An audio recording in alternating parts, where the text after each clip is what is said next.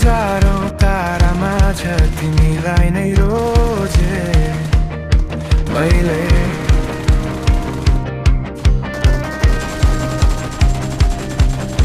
यो मनको ढोका तिम्रो लागि मात्रै खोले मैले।